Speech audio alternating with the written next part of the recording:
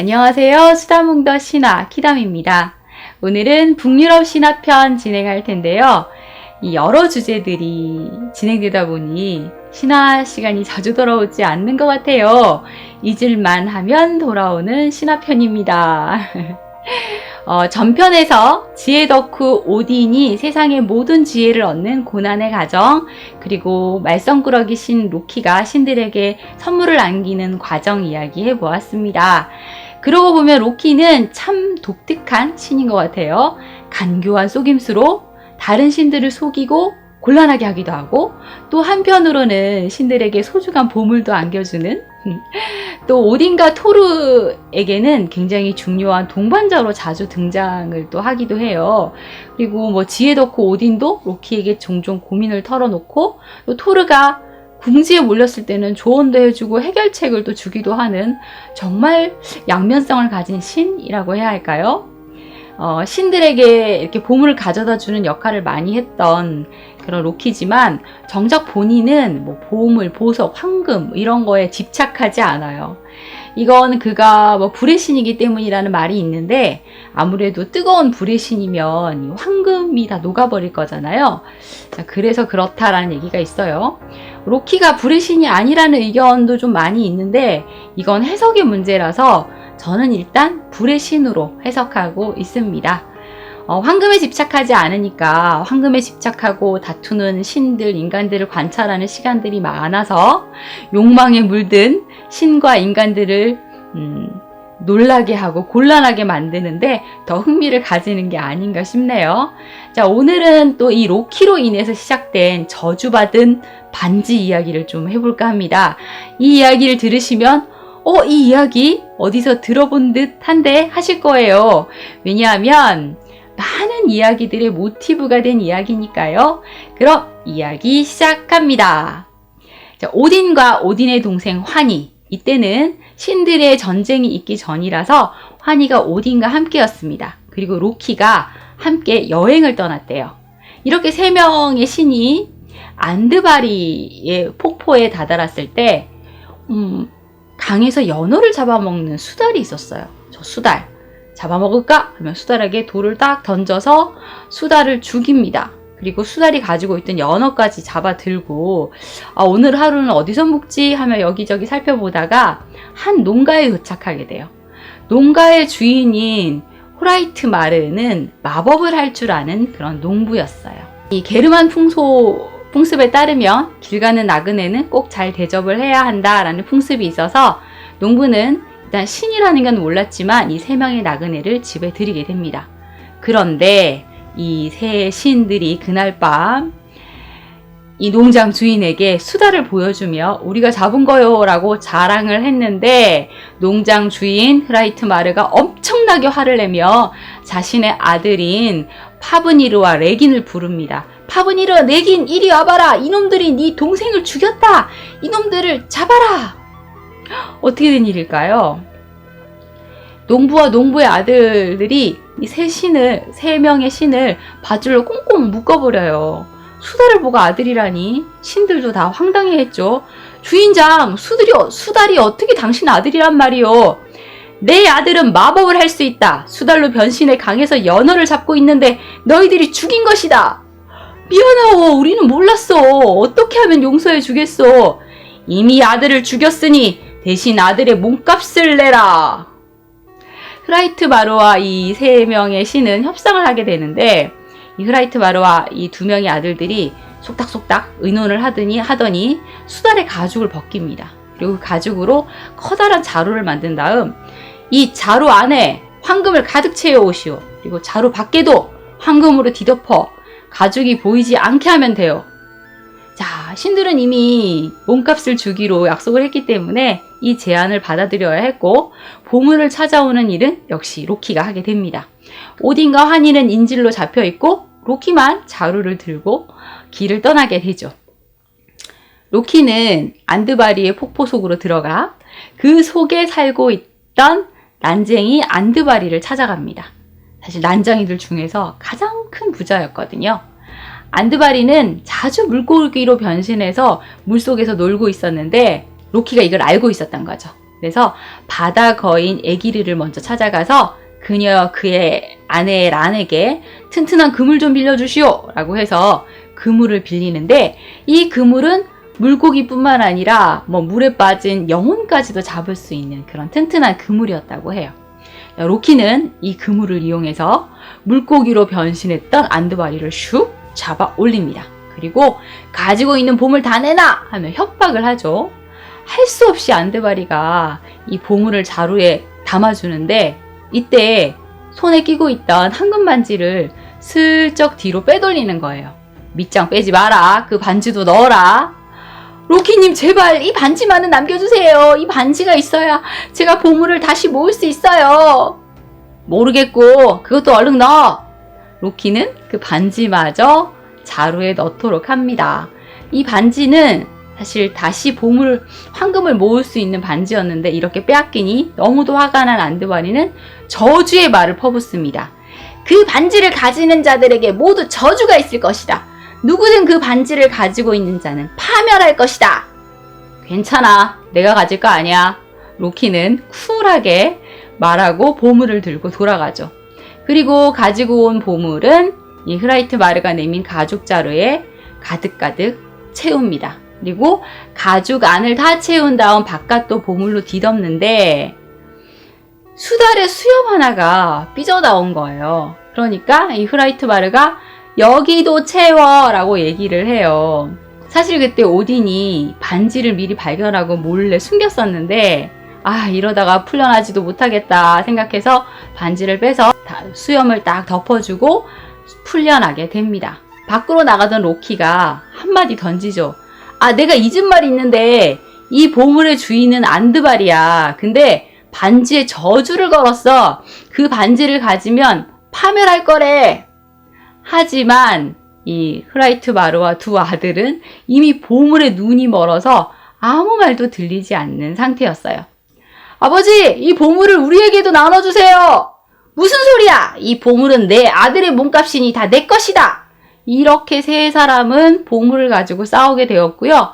두 아들, 이 파브니로와 네기는 아버지를 죽이고 보물을 차지하기로 합니다. 그래서 깜깜한 밤이 되어 아버지가 잠이 들자 두 아들이 아버지를 죽이고 보물을 차지하게 됐죠. 자, 이제 이 보물은 두 사람이 나눠 가져야 되는데, 형 파브니르가 보물을 다 차지하려고 하자 동생 레긴이 내 몫을 달라고 절반 내놔 하고 요구하면서 또 싸우게 돼요. 형 파브니르는 재빨리 아버지가 가지고 있던 이 투구를 쓰면서 동생을 위협해요.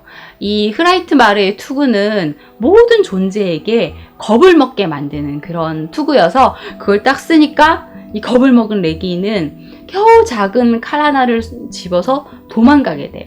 그렇잖아도 형에게 이길 수 없었는데 투구까지 쓰니까 너무 무서웠던 거죠.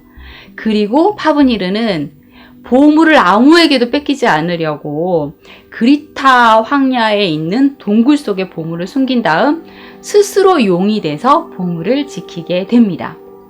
형을 피해 도망간 레기는 이 TOD의 왕 히알프레크에게 가서 왕의 대장장이가 돼요. 솜씨가 좋았나 봐요. 그런데 우연찮게 고아인 지크프리트를 돌보게 돼요. 지크프리트, 이 가게 이야기를 좀 해봐야 될 텐데요. 벨숭과 영웅담에 지근이 이야기가 나와요. 벨숭은 오딘의 손자입니다. 그러니까 이 벨숭가는 오딘의 가호를 받는 가문이겠죠. 벨중에게는 10명의 아들과 1명의 딸이 있었는데 그 딸 이름이 지근이에요. 그리고 그 10명의 아들 중에는 지그문트라는 장남이 있었는데 가장 용맹한 아들이었다고 해요. 그런데 지근이가 가우투족 왕인 시게일과 결혼을 하게 돼요. 결혼식을 막 하고 있는데 인간으로 변신한 오딘이 딱 찾아와서 결혼식장 한가운데 있는 큰 나무에 칼을 딱 꽂아두고 이 칼을 뽑는 자에게 이 칼을 선물로 주겠다고 했어요. 수많은 전사들이 칼을 뽑으려고 했는데 전부 다 실패했고 지그문트만 칼을 뽑아서 그걸 차지하게 되는데 이후에 그 칼, 검 이름이 그람이 됩니다. 그런데 지근이의 남편 시게일도 이 칼이 너무 탐났던 거예요. 그래서 결혼식이 끝나고 난 다음에 결혼식에 대한 보답으로 잔치를 여니 모두 와주세요 하며 이 벨순 가문의 사람들을 모두 초대했어요. 그리고 사람들이 배를 타고 와서 해안가에 딱 도착하자마자 벨순과 주변 사람들을 모두 죽이고 지그문트를 포함한 이 10명의 아들들을 포로로 잡게 됩니다. 그리고 숲속 깊은 곳에 데려가서 10명을 모두 묶어놔요. 그리고 암컷 늑대가 와서 하루에 한 명씩 이 아들들을 천천히 잡아먹습니다. 사실 이 암컷 늑대가 시게일의 어머니가 변신한 것이다 라는 이야기가 있어요. 이렇게 한 명 한 명씩이 잡아먹히고 있었는데 지근이가 다른 형제들을 구하지는 못했어도 마지막 지그문트만을 겨우겨우 구해서 풀어주게 돼요. 그리고 우리 가문의 복수를 위해서는 지그문트를 도울 혈육이 필요하다고 생각을 해서 오빠 지그문트와 동침을 합니다. 그리고 지그문트는 도망을 갔고 지근이는 심피오틀리라는 이름의 아들을 낳는데 어느 정도 성장을 하자 너의 아버지에게로 가라 라고 해서 지그문트에게 보내요. 그리고 복수의 날을 기다리며 이 남편의 아이를 낳고 살고 있었어요. 어느 날 지그문트와 심피오틀리가 군사를 모아서 쳐들어왔고 지근이의 남편과 아이들을 죽이고 복수에 성공합니다. 자, 이렇게 자신의 가문의 복수는 성공했지만 결국 자신의 남편과 아이들은 죽게 되었잖아요. 그래서 지근이는 멋지게 복수했다는 말을 남기고 불길 속으로 뛰어들어 스스로 자결하고 맙니다. 복수에 성공한 지그문트는 떠나 있는 동안 다른 사람이 차지했던 나라도 되찾고 보르길트라는 여자와 결혼을 해서 헬기라는 아이를 낳았는데 보르길트가 또 죽어요. 그래서 이번에는 효르디스라는 여자와 결혼을 하게 됩니다. 그런데 이 효르디스와 결혼하고 싶어한 또 다른 사람이 있었으니 혼딩 왕의 아들 링비라는 사람이었는데 링비는 효르디스가 지그문트와 결혼한 것에 앙심을 품고 지그문트 왕국으로 쳐들어옵니다. 지그문트는 용감하게 싸워서 거의 승리하기에 이르렀는데 갑자기 오딘이 찾아와서 지그문트가 가지고 있는 검을 자신이 선물했던 그 검을 산산조각 내요. 그 최강의 무기를 잃고 지그문트는 큰 부상을 입고 죽음에 이르게 되는데 지그문트는 죽기 전에 효르디스에게 우리 사이에 위대한 영웅이 태어날 테니 아들이 태어나면 이걸 주시오 라며 그 부서진 검에 파편을 주고 그람이라는 이름을 붙여줬다고 해요. 그람이 분노라는 뜻이랍니다.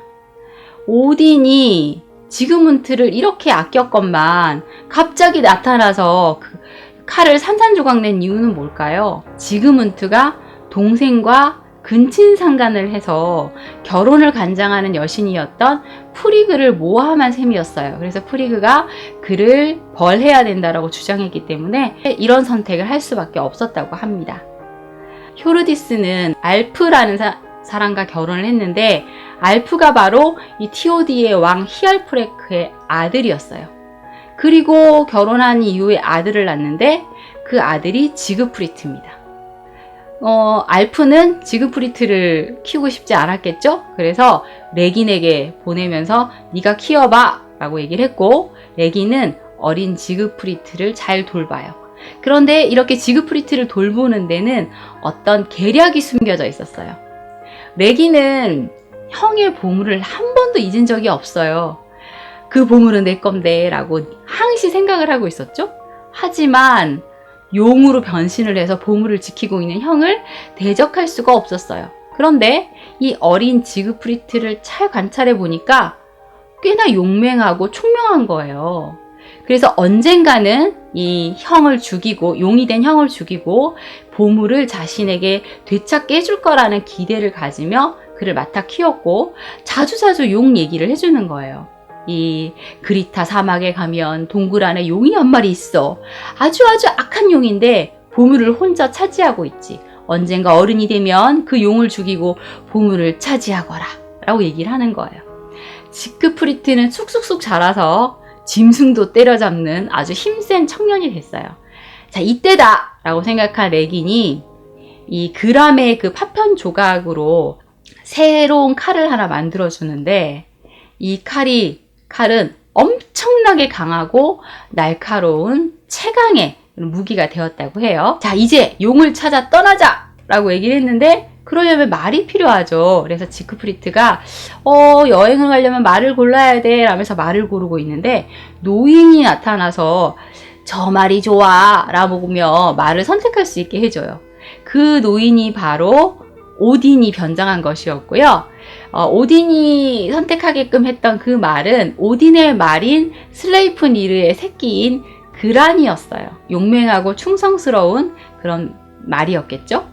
자, 이렇게 해서 레긴과 지크프리트는 그람을 들고 그라니를 타고 그니타 사막의 동굴로 함께 합니다. 용을 죽이고 보물을 차지하자! 이러면서 말이죠. 지크프리트는 주변을 잘 살펴봤는데 용이 물을 마시러 가는 길이 있는 거예요. 그래서 거기를 따라 구덩이를 파서 거기 위에서 이렇게 숨어서 기다려요. 용이 물을 마시러 올 때까지. 마침내 용이 물을 마시러 딱 왔을 때 지크프리트가 용의 가슴을 막 찔러서 죽였는데 그때 이 용, 파프니르 용의 피가 온몸을 펑뻑 적시게 돼요. 그러면서 온몸이 용의 힘을 받아서 초강력해지는데 사실 이 어깨의 작은 한 부분이 피를 적시지 못해서 유일한 약점이 되었다고 합니다. 자, 이렇게 용을 죽이자 레긴이 다가와서 진실을 얘기해요. 야, 네가 죽인 이 용 사실은 내 형이야. 네가 지금 내 형 죽인 거야. 어때? 좀 미안하지? 그러니까 나한테 용의 심장을 꺼내서 불에 구워서 갖고 와. 그럼 용서해 줄게. 라고 얘기를 하며 자기도 용맹해지려고 일단 용의 피를 마셨어요. 그런데 레기는 좀 기운이 약해서 용의 피를 마시자마자 너무 강력한 힘에 그대로 쓰러져서 잠이 들게 돼요. 지크프리트는 내가 나를 키워준 사람의 형을 죽였단 말이야? 이러면서 또 양심의 가책을 느껴서 용의 심장을 꺼내 불에다가 굽고 있었어요. 그런데 잘 구워졌나? 라면서 손가락으로 꾹꾹 눌러봤는데 뜨거워! 하면서 너무 뜨거워서 손가락을 입에 넣은 거예요. 그런데 입에 딱 넣는 순간 용의 심장에 있던 피가 입속으로 들어가면서 지크프리트는 새들의 말을 듣게 됩니다. 지나가는 새가 노래하는 걸 들을 수가 있게 됐어요. 어떤 문헌에는 독수리라고 되어 있고 어떤 문헌에는 박새라고 되어 있는데 일단 저는 독수리라고 할게요. 이 지크프리트가 몸에 피를 묻히고 앉아 파브니르의 심장을 굽는구나. 반지의 파괴자인 그가 빛나는 생명의 살을 먹는다면 좋을 텐데 라고 얘기를 하는 거예요. 새들이 방설이다가 이거 내가 먹는 게 좋겠다고 하며 용의 심장을 먹습니다. 자, 그러자 독수리가 또 노래를 해요. 저기 누워있는 레긴, 저 남자를 믿지 마라. 속이 시커먼 대장장이가 형에게 복수하고 그 잘못을 씌운 거라네. 모든 걸 알게 된 지크프리트는 분노해서 레긴도 죽이게 됩니다. 그리고 또 다른 독수리가 동굴 속에 있는 보물이 있는 곳을 노래해줬고 그 많은 보물은 결국 지크프리트의 차지가 됩니다. 그리고 계속해서 독수리들이 지크프리트에게 노래하며 많은 걸 알려주죠. 세상에서 가장 아름다운 처녀를 얻으시오. 발키리인 아름다운 브린힐트를 찾아가 청혼해요. 브린힐트는 오딘의 뜻을 따르지 않아 불의 장벽에 갇혀 잠들어 있어요. 그녀는 그녀를 잠에서 깨우는 남자와 사랑에 빠지게 돼요. 라고 노래해요. 브룬힐트는 부들리의 딸인데 방패의 처녀인 스칼드베르이자 발키리였어요. 발키리 죽은 영혼의 전사를 데리고 오는 발키리 아시죠? 그런데 한륜 군나르와 아그나라 두 왕 중 한쪽에 승리를 줘야 되는데 오딘이 한륜 군나르에게 승리를 주도록 했어요. 그런데 브룬힐트가 이것을 거부하고 아그나라에게 승리를 주면서 오딘에게 벌을 받아 불의 장벽에 갇혀 잠이 들어있는 상태인 거죠. 그래, 결심했어. 아름다운 브룬힐트를 구해내 내 사랑으로 만들자. 지크프리트가 이 브리닐트를 찾아 떠나려고 하는데, 지크프리트, 안드바리의 반지를 조심해요. 그 저주의 반지를 가지면 죽게 돼요. 라며 독수리들이 외치지만 이미 기분이 좋아져서 길을 떠나는 지크프리트는 이 말을 새겨듣지 않습니다. 지크프리트는 브루닐트를 찾아 헤매다가 불의 장벽이라고 불리는 산을 발견하고 용맹하게 산을 뛰어넘어 이 외딴 성에 도착하게 됩니다. 성 안에는 한 여인이 투구를 쓰고 갑옷을 입은 채 죽은 듯이 잠들어 있었어요. 드레스 아니고 발키리니까 투구인 거죠. 그런데 그 얼굴이 너무너무 아름다웠던 거예요. 지크프리트는 그람을 딱 꺼내서 투구도 탁 잘라버리고 갑옷도 잘라버려요. 그러자 깊은 잠에 빠져있던 브루닐트가 스르륵 잠에서 깨서 자신을 깨운 지크프리트를 발견하게 됩니다. 두 사람은 당연한 듯이 사랑에 빠졌고요. 꿈처럼 아름다운 며칠을 보내게 되죠. 지크프리트는 이미 용을 죽인 영웅이지만 더 많은 모험을 해서 이 세상 제일 가는 영웅이 되고 싶어 했어요. 그래서 다시 돌아올 것을 약속하고 다시 모험을 떠납니다. 자, 여행을 하던 중 지크프리트는 기우키라고 하는 왕의 궁전에 도착하게 돼요. 기우키의 아내인 그림힐드는 마법을 부릴 줄 알았어요. 그 기우키와 그림힐드 부부에게는 군나르, 회근이라는 두 아들이 있었고 또 구들은 구드니라는 두 딸이 있었어요. 그리고 고토름이라는 아들이 있었는데 이 고토름은 양자였죠. 지크프리트가 이 기우키의 성에 머무는 동안에 이 기우키 왕의 딸 구드룬이 지크프리트에게 마음을 빼앗겨 버린 거예요. 잘생기고 용맹한 지크프리트 너무 멋있어, 이렇게 된 거죠. 하지만 지크프리트의 마음은 이미 브루닐트의 것이었죠. 그런데 이 딸의 짝사랑이 안 됐던지 마법을 할 줄 아는 이 구드른의 어머니 그림힐트가 술을 씁니다. 이전에 사랑했던 사람을 잊어버리게 만드는 약이었어요. 지크프리트가 술을 마시는데 그 술잔 안에 그 약이 들어있었고 결국 그 술을 마신 지크프리트는 브루닐트를 잊어버리게 됩니다. 그리고 자신의 눈앞에서 자신을 유혹하는 아름다운 구드르에게 홀딱 빠져 그녀를 사랑하게 되죠. 그리고 얼마 후 지크프리트는 저 구드룬과 결혼하겠습니다 라고 선언하게 돼요. 용을 죽인 용맹한 용사와 구드룬의 결혼을 마다할 리가 없습니다.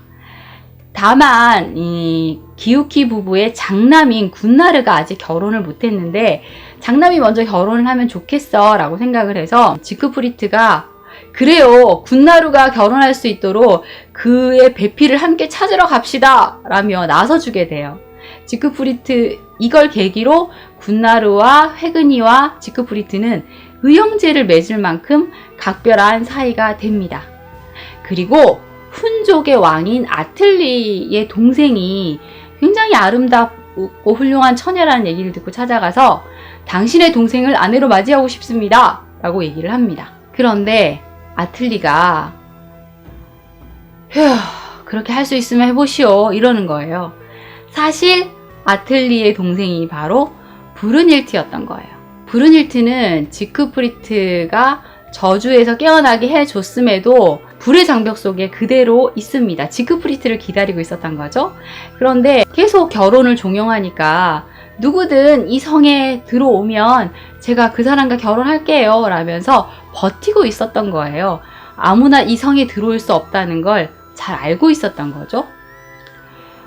지크프리트와 군나루 회근이는 이 브루닐트가 산다는 그 산으로 가는데 당연히 엄청난 불의 장벽으로 둘러싸여 있었고 지크프리트는 자신이 그 장벽을 뛰어넘은 적이 있다는 기억도 못하고 있죠. 군나루가 먼저 말을 타고 그 불의 장벽을 뛰어넘으려고 했는데 말이 그 불길에 겁이 나서 꼼짝도 못하고 뛰어넘지를 못하는 거예요.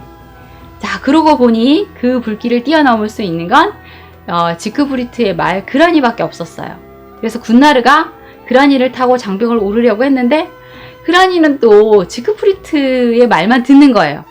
자, 이때 지크프리트가 고민을 하다가 군나르를 위해서 결심을 합니다. 군나르, 이 그라니가 자네 말은 듣지 않으니 이 불의 장벽을 뚫고 저 집에 들어갈 수 있는 건 나밖에 없는 것 같아. 우리 잠시 마법을 써서 서로의 모습을 바꾸는 게 어떻겠나? 내가 자네 모습으로 가서 그녀와 결혼을 해서 데리고 나오겠네 라고 얘기를 해요. 그거 좋은 방법인데? 라며 군나르와 지그브리트는 서로 모습을 바꾸게 되고, 지그브리트는 군나르의 모습으로 그라니와 함께 불의 장벽을 뛰어넘습니다. 그리고 성에 딱 도착하자 브룬힐트는 지크프리트 외에는 아무도 불의 장벽을 뛰어넘을 수 없을 줄 알았는데, 자신을 찾아온 또 한 명의 영웅을 다정하게 맞이해 줍니다. 지크프리트는 기억을 잃어서 브룬힐트가 자신이 사랑했던 여인임을 또 전혀 알아보지 못했고요. 자신이 군나르라고 소개를 하면서 청혼을 하죠. 브룬힐트는 불의 장벽을 뛰어넘고 들어오면 결혼을 하겠다라고 맹세를 했기 때문에 결국 결혼을 하기로 합니다. 자, 브룬힐트와 첫날 밤을 지내게 되는데, 지크프리트가 두 사람 사이에 그람을 꺼내서 이렇게 딱 놓는 거예요. 왜? 하는데, 신성한 결혼식을 올리기 전에는 당신과 한 몸이 될 수 없어, 뭐 이렇게 얘기를 한 거죠. 자, 그러면서 하룻밤을 보내고 사랑의 정표로 서로 몸에 지니고 있는 걸 바꾸기로 하는데, 지크프리트는 그때 몸에 지니고 있는 게 다른 게 없어서 끼고 있던 반지를 브룬힐트에게 줍니다. 그 반지가 바로 안드바리의 반지였던 거죠. 안드바리의 반지는 이제 브룬힐트에게로 옮겨갔어요. 이제 그녀의 운명은 어떻게 될까요? 그 브룬힐트도 자기가 끼고 있던 반지를 그 군나르의 모습을 한 지크프리트에게 주죠. 그리고 이래 두 사람은 산을 내려오게 되는데, 브룬힐트가 보지 않는 사이 두 사람이 얼른 모습을 바꾸고 이 일행들은 전부 기우키의 궁전으로 돌아옵니다.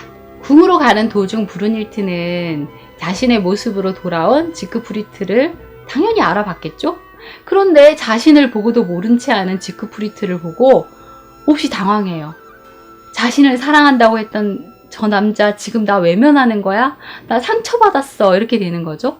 그리고 자신도 이미 군나르와 결혼을 하기로 약속을 했기 때문에 우린 안 되나 보다 라며 운명에 순응하기로 합니다. 그래서 지크프리트와 구두른, 그리고 군나르와 브룬힐트가 각각 성대한 결혼식을 올려서 결혼을 하게 됐죠. 그리고 지크프리트와 구두르는 쌍둥이 남매를 가지게 되었고, 그중 아들에게 용맹한 할아버지의 이름을 따 지그문트라는 이름을 지어주고 딸의 이름을 스반힐드라고 하죠. 자, 그러던 어느 날 쉬누 올케 사이가 된 구두룬과 브룬힐트가 강가로 가서 이제 목욕을 하고 있었어요. 그런데 강에 이렇게 들어가면서 브룬힐트가 강 가운데 쪽으로 더 들어가면서, 내가 구두룬이 목욕하고 머리를 감는 물에 몸을 적실 순 없지. 내 남편 군나르가 지크프리트보다 더 용맹하니까. 이러면서 자극을 하는 거예요. 그 말을 들은 구두룬이 또 질 수 없다는 듯이 더 깊은 곳으로 들어갑니다. 무슨 소리? 군나르보다는 용을 죽이고 레긴을 죽인 지크프리트가 더 용맹하다는 거 모르나? 이러면서 또 자극을 하죠. 군나르는 불의 장벽을 뛰어넘어서 나한테 온 사람이야. 그걸로 용맹함이 증명되지 않았어? 이렇게 또 얘기를 하니까 구두른이 절대 해선 안 되는 말을 하고 맙니다. 군나르가 그걸 했다고 생각하는 거예요? 내 손가락에 끼어있는 이 반지 봐요. 이거 어디서 본 것 같지 않아요? 당연히 알겠지. 이거 당신 거였잖아. 지크프리트는 나랑 첫날 밤을 보내고 난 뒤에 이 반지를 내 손에 끼워줬다고요. 무슨 말인지 알겠어요? 당신 손가락에 끼어있는 그 반지, 그게 바로 용의 반지예요. 용의 반지를 가지고 있을 만한 사람이 누군지는 잘 알겠죠?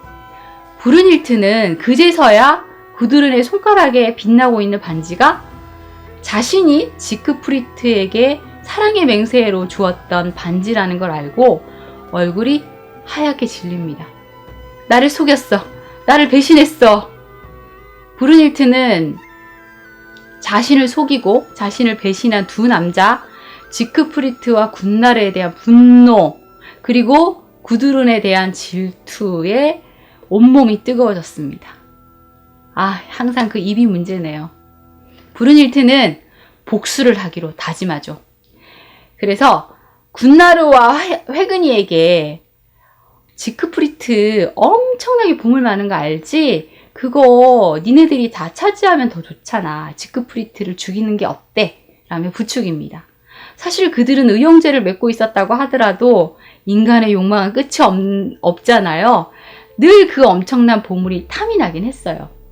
그리고 계속 그래도 그건 좀 하면서 군나르가 망설이는데 브룬힐트가 결정타를 남깁니다.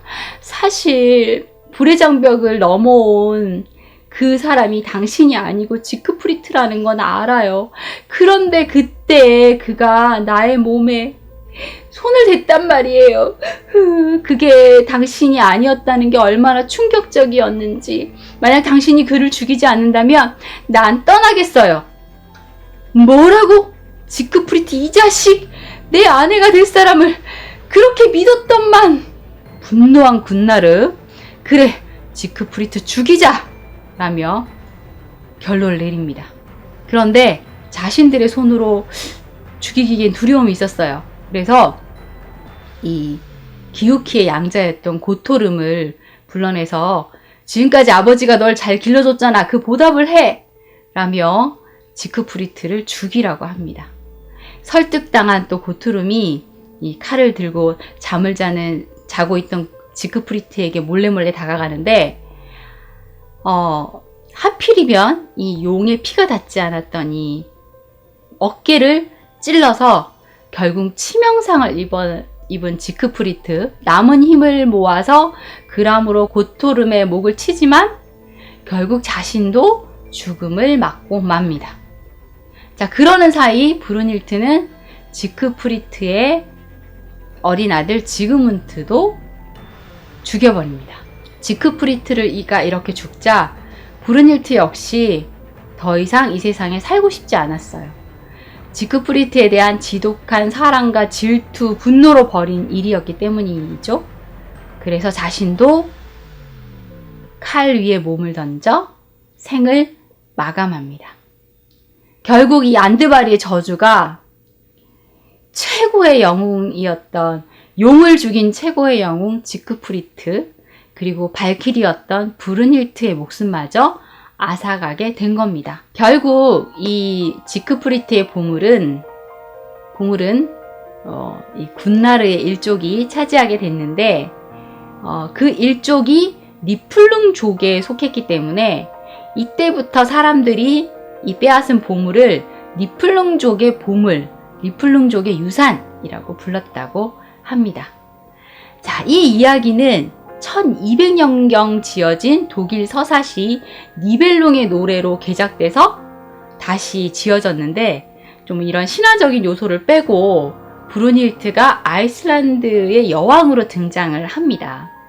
그리고 바그너가 작곡한 오페라 니벨룽겐의 반지 역시 이 안드바리 반지의 영향을 받아서 만들어진 작품이죠.